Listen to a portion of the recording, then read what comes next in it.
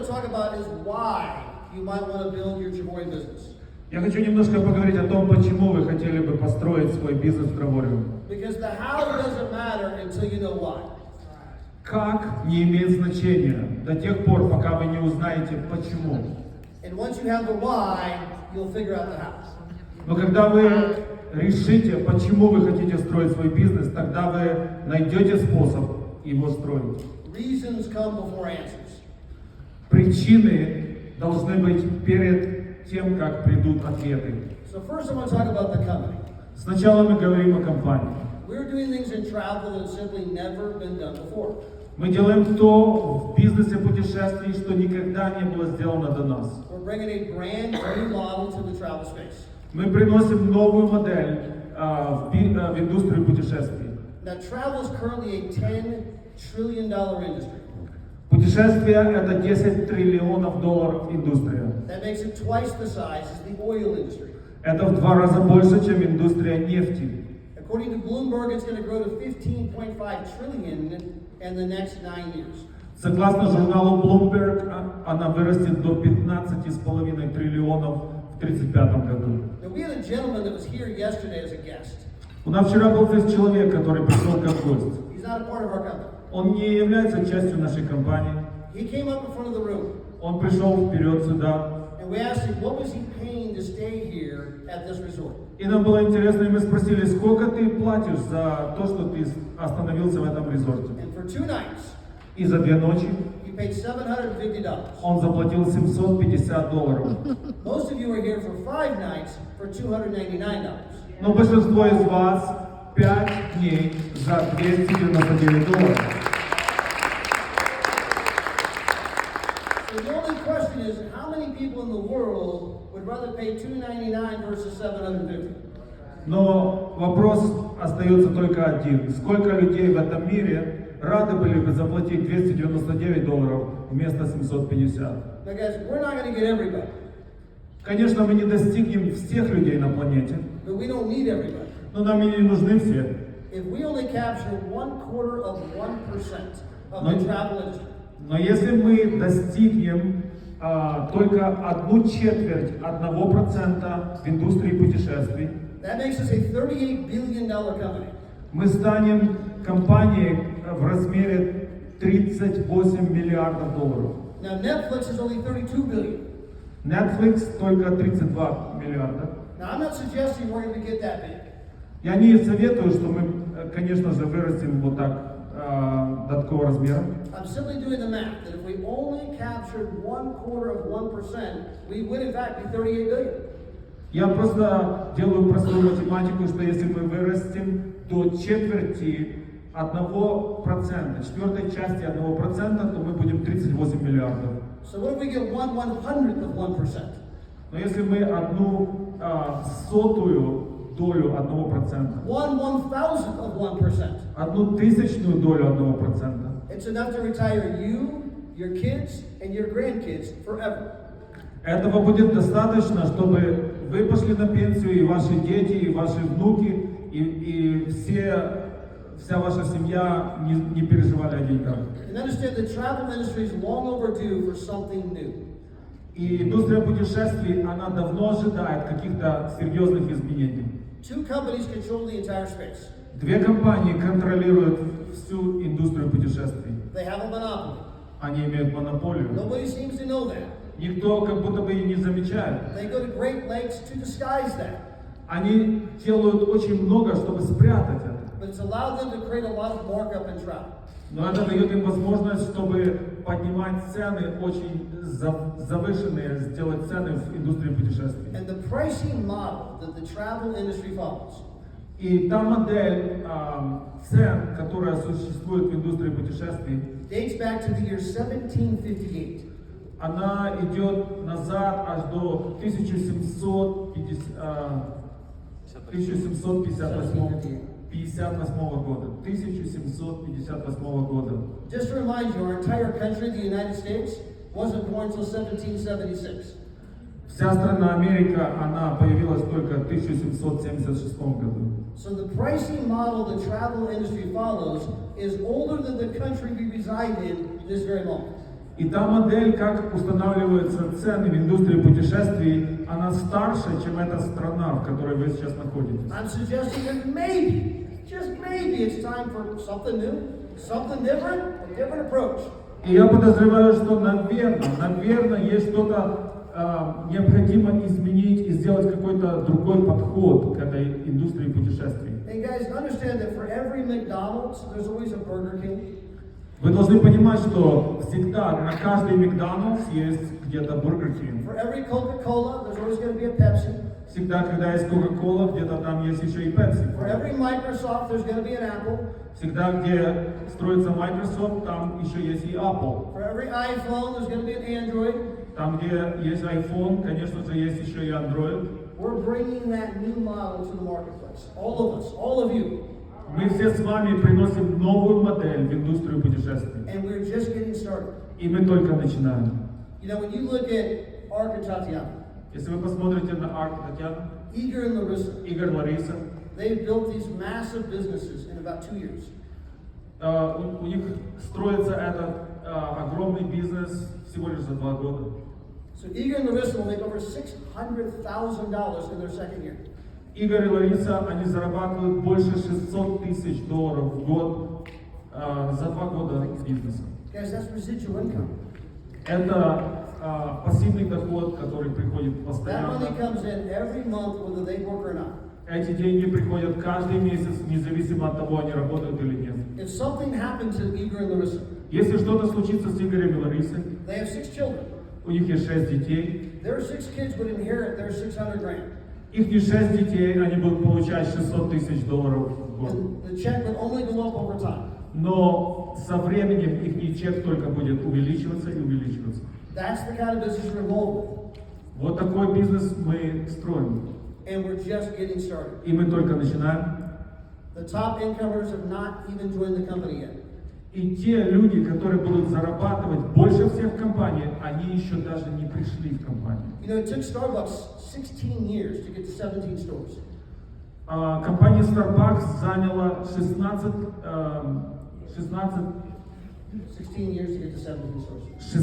лет, чтобы открыть 17 магазинов, 17 locations. Which is hard to believe. Это трудно поверить. Because you can't go 3 city blocks without seeing a Starbucks. Потому что когда вы идете по улице, вы пройдете несколько блоков и на каждом углу Starbucks. Starbucks is everywhere. Starbucks везде. We as a company, Travorium, we're at 17 stores. Мы как компания Travorium, мы имеем только 17 магазинов пока. We're just getting started. Мы только начинаем. Which means that every one of you in this room Но это значит для каждого из вас в этой комнате has an opportunity to go out and make way more money than Igor and Larissa, есть возможность, чтобы пойти и начать зарабатывать денег намного больше, чем Игорь и way more money Лариса. than Ark and Tatiana, Намного больше, чем Марк и Татьяна. way more money than me and Gina. Намного больше, чем я и Джина. We're still at the beginning. Вы все еще в самом начале.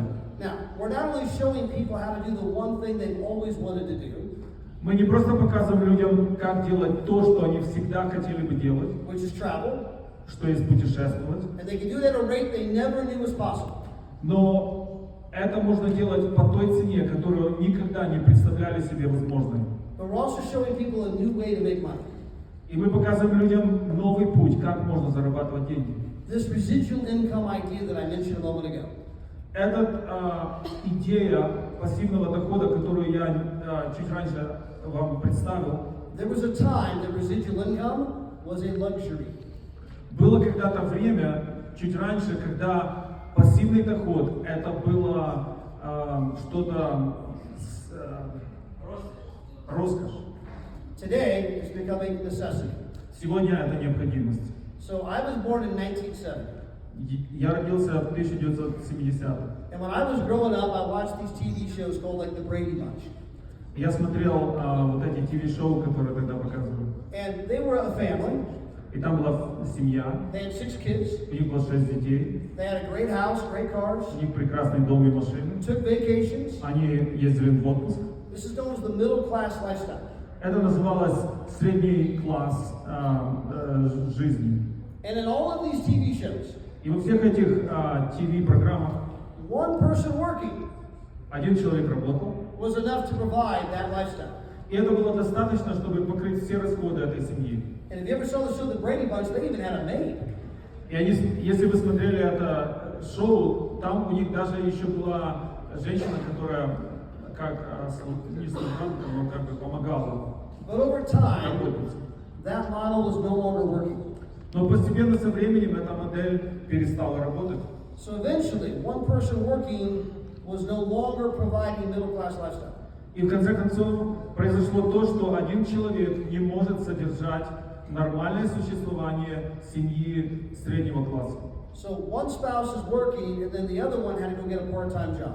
И если один супруг работает, то второй должен пойти и найти хотя бы part-time работу. But life was good again. We're back to middle class.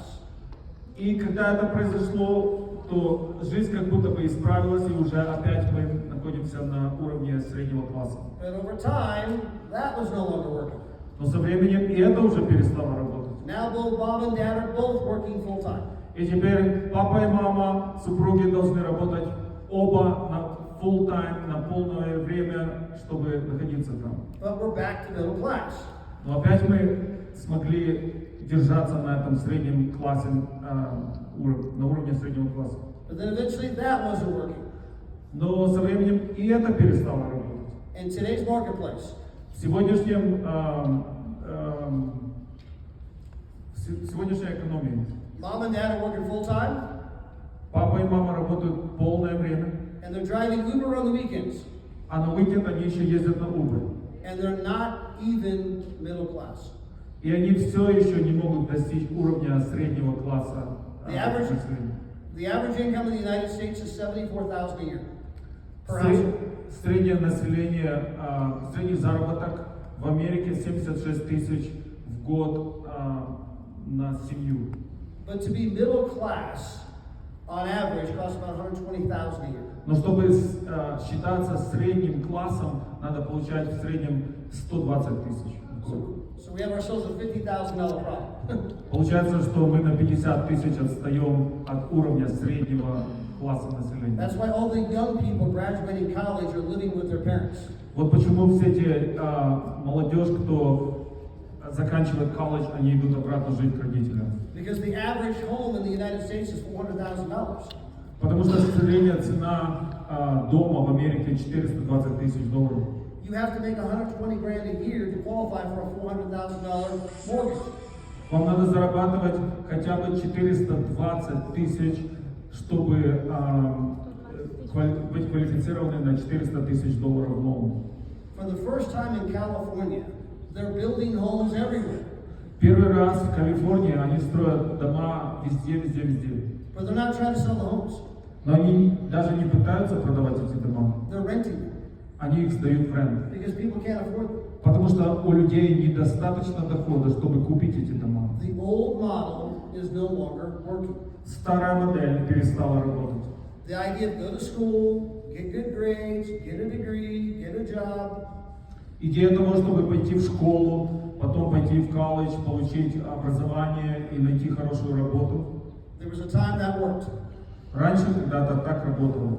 That time has passed. Это время ушло. So as you guys go into the marketplace, И сейчас, если вы пойдете и посмотрите, что происходит в экономии, and you tell people about our business, и если вы будете говорить людям о нашем бизнесе, you're not just showing people how to travel for less. вы не просто показываете людям, как можно путешествовать дешевле, You're showing people how to create a life again. вы показываете людям, как можно изменить их жизнь снова. Now, I understand there's a lot of resistance. Я понимаю, что есть большое сопротивление. Some people are like, oh, is that one of those things? И некоторые говорят, о, это опять какая-то такая странная схема. One of those pyramid things. Опять какие-то пирамиды. And that makes people nervous. И люди немножко нервничают. But understand that if we were to go back in time to the 1950s, Но если вы пойдете назад во времени в 1950-е годы, people said the exact same things about franchising. люди говорили точно то же о индустрии франчайзинга. The newspapers wrote incredible articles about what a scam franchising was. Люди писали в газетах удивительные статьи, осуждая то, что такое франчайз-индустрия. People like Lala, who's an entrepreneur. Люди как Лала, например, кто есть человек, кто построил собственный бизнес. In the 1950s, she might have bought a McDonald's. В 1950 году она, может быть, купила бы Макдональдс. And her friends and family like, oh my gosh, Lala, no, you fell for the McDonald's scam. А люди, ее друзья, ее родственники сказали: ну, Лала, куда ты попала? Ты опять в какой-то схем Макдональдс What were you залезла. thinking? Что ты думала? Don't you know that's a ripoff? Ты не знаешь, что тебя хотят обворовать? Have you not read the newspapers? Ты что, не читаешь газеты? Guys, there was even a movement Даже было такое движение по всей стране. in the United States Congress И даже в Конгрессе Америки, to outlaw franchising altogether. чтобы принять закон и сделать нелегальным все бизнесы, которые включены в франчайз. That model's bad. Franchising, that model's bad. Они говорили, что эта модель плохая. Don't bring that franchising thing near me. Они говорили: не надо, мы не хотим слышать об этой модели. And a lot of people got talked out of their McDonald's. И многих людей отговорили, и они не купили себе Макдональдс. And of course, later on, they're like, oh my gosh, I had it. А потом через годы они сожалели и говорили: вау, я пропустил возможность, можно было купить себе франчайз Макдональдс. But most people are on the wrong side of the trend. Но много людей, они находятся